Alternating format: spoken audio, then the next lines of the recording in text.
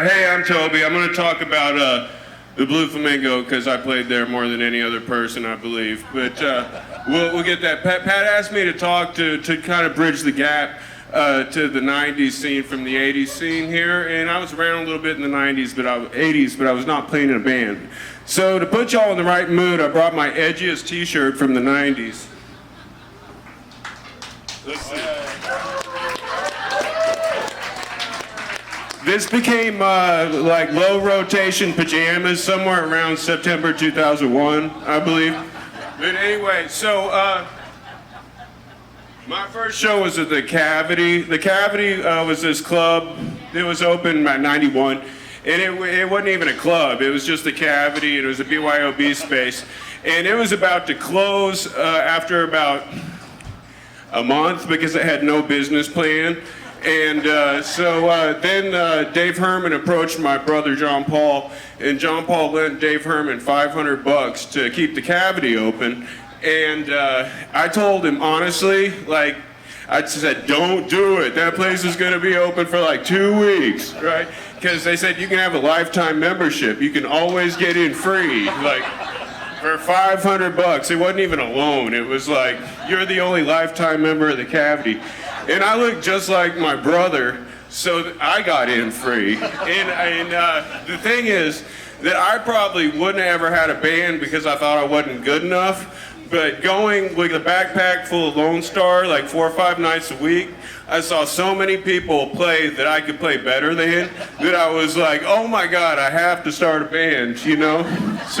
So anyway, Cavity closed. I played one show there. We were so edgy. It was so 90s. My band was called Disease is Punishment. That is fucking edgy, right?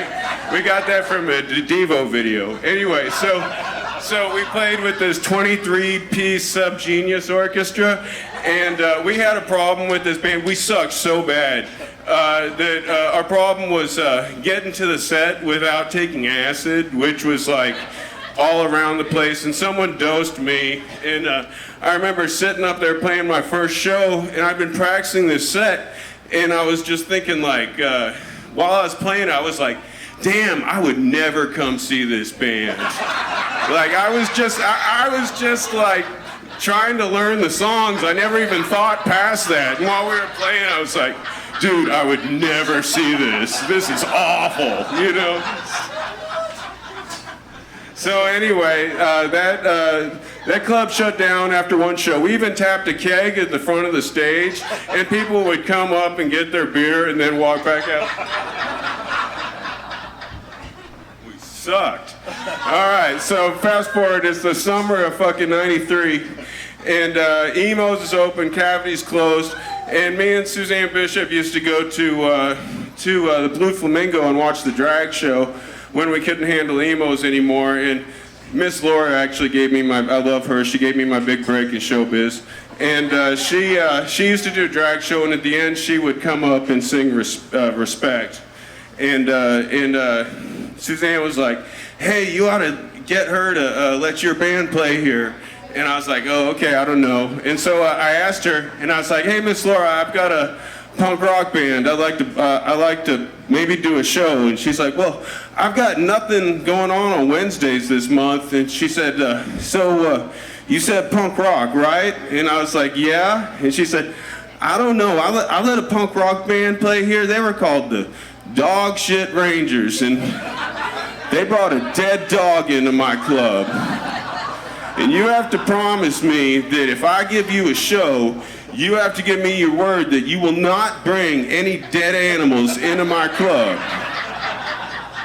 And I was like, yeah, I'm pretty sure I can guarantee that won't happen. And I kept up my end of the deal.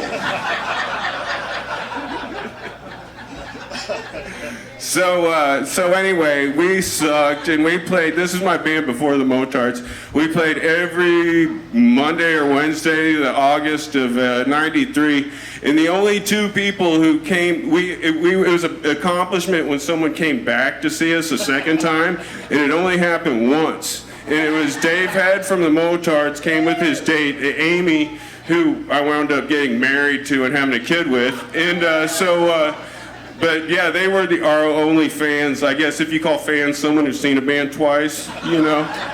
So anyway, pretty soon after that, that band folded because the other guys, well, I'd go to their house and they were always listening to like Primus and God, what was the other shitty White Zombie?